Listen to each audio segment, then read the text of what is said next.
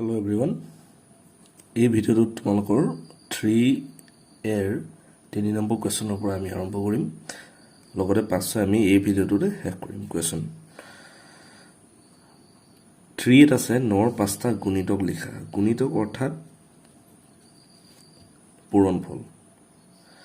নৰ পাঁচটা গুণিতক হ'ব 9 × 9 ঠিক আছে 9 × 2 = 18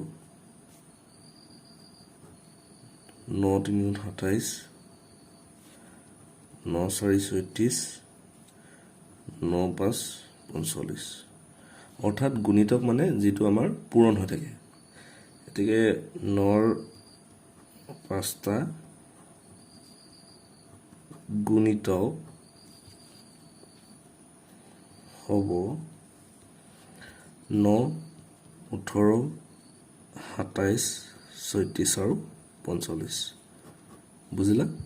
এটা দুটা তিনটা চাৰিটা পাঁচটা গুণিতক বুলি ক'লে পূৰণফল যেটো গুণ হৈ থাকে দ্বিতীয়টো আছে 17 ৰ 6টা গুণিতক লিখা 17 × 17 2 × 17 = 34 3 × 17 = 51 4 × 17 = 68 5 × 17 = 85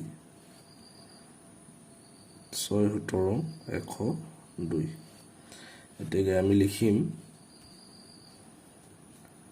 17 ৰ 6টা গুণিতক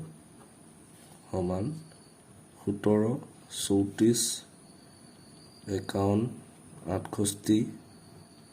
85 আৰু 102 নেক্সট কোৱেশ্চন আছে ডি2 আৰু সি2 আছে 12 ৰ দুটা গুণিতক লিখা যিবোৰ একতকৈ ডাঙৰ দুটা গুণিতক লিখিবলৈ কৈছে ডাঙৰ হলে 9 লগত আমি পূৰণ কৰিলে 9 × 108 আৰু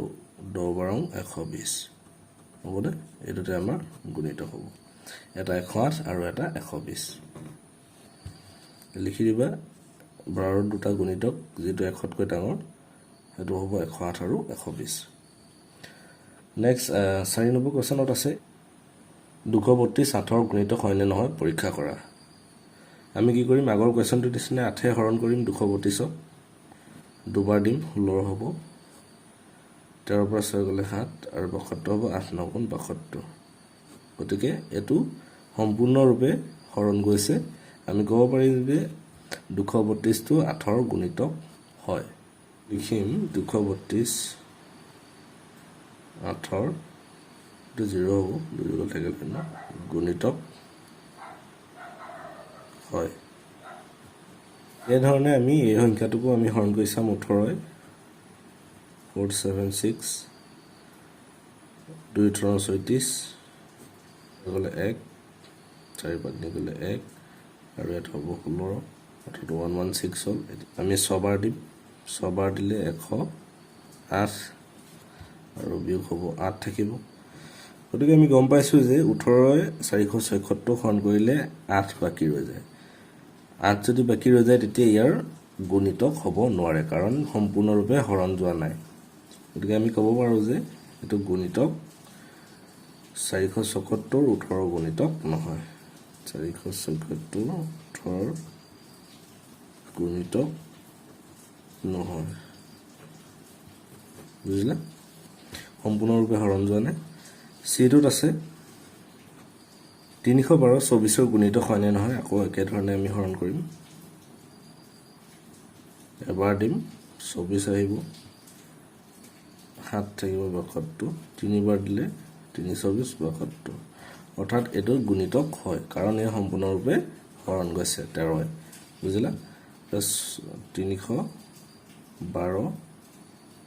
24 ৰ গুণিতক হয় কাৰণ ইয়াত সম্পূৰ্ণৰূপে হৰণ গৈছে বাকি নাই ৰোৱা আৰু 4 নম্বৰটো আমি ইতিমধ্যে কৰিলৈ এতিয়া 5 নম্বৰখিনি মই তোমালোকক কিতাপত দেখাই দিছো পোনপটীয়াকৈ 5 নম্বৰত আছে 45 ৰ আটাইতকৈ সৰু উৎপাদকটো কি 45ৰ আটাইতকৈ সৰু উৎপাদক সদায় 1 হ'ব কাৰণ 1 সংখ্যাটোৱে যদি আমি সকলো সংখ্যাৰে আটাইতকৈ সৰু উৎপাদক হৈছে 1 সংখ্যাৰ সৰু উৎপাদক সদায় 1 কত আটাইতকৈ ডাঙৰ উৎপাদক হি নিজেই 76 হ'ব হয়নে যেনেকৈ সৰুটো 1 এনেকৈ ডাঙৰটো সেই সংখ্যাটোৱে হ'ব নিজৰ সংখ্যাটো নিজে হ'ব 14ৰ নিজৰ বাহিৰে আটাইতকৈ সৰু গুণিতকটো 14ৰ নিজৰ বাহিৰে আটাইতকৈ সৰু গুণিতক 14টো থাকিব 14ৰ পিছত কি থাকিব 28 2 14 28 গতিকে 28 হ'ব 65 হাতৰ গুণিতক হয়নে নহয় হাতে 65 ঘন যাব জানো নাযাব গতিকে এটো কি হ'ব নহব এটো নহয় হ'ব দেই আনসাৰটো নহয় ৰাইট দিবা বা নহয় বুলি লিখিবা 12 আৰু 84ৰ এটা উৎপাদক হয়নে নহয় 12 84ৰ এটা উৎপাদক হয়নে নহয় নিশ্চয় হয় 7 বৰং 84 কাৰণ 12 এ 84 সম্পূৰ্ণৰূপে হৰণ যায় 7 বাৰ গতিকে এটো হয় 18ৰ উৎপাদক কেটা 6টা কাৰণ 1 পূৰণ 18 2 9 18 3 6 18 বুজিলা গতিকে 1 2 3 4 5 6টা তো লিখিব লাগিব 6টা একৰ বাহিৰে আন যিকোনো এটা সংখ্যাৰ কমেও ডেছটা উৎপাদক থাকে একৰ বাহিৰে আন যিকোনো এটা সংখ্যাৰ কমেও দুটা উৎপাদক থাকিব ঠিক আছে কমেও দুটা উৎপাদক থাকিব এটা সংখ্যাৰ উৎপাদক অসংখ্য থাকে এটা সংখ্যাৰ উৎপাদক অসংখ্য থাকিব নোৱাৰে এটো ভুল হয় গতিকে সত্য হ'ব এটা সংখ্যাৰ গুণিতক অসংখ্য থাকে এটা সংখ্যাৰ গুণিতক অসংখ্য থাকিব পাৰে এটো শুদ্ধ হ'ব ঠিক আছে এটো ৰাইট এটা সংখ্যাৰ উৎপাদক অসংখ্য থাকে এটো অশুদ্ধ এটো শুদ্ধ হ'ব এক সংখ্যাটো যিকোনো এটা সংখ্যাৰ উৎপাদক এ যদি বি উৎপাদক হয় বি এৰ উৎপাদক সদায় নহব পাৰে এটো অসত্য 27 আটাইতকৈ সৰু গুণিতকটো 27 হয় কাৰণ 27 গুণ 27 15ৰ উৎপাদক 4টা হয় 237 সংখ্যাটো 237ৰ এটা উৎপাদক নিশ্চয়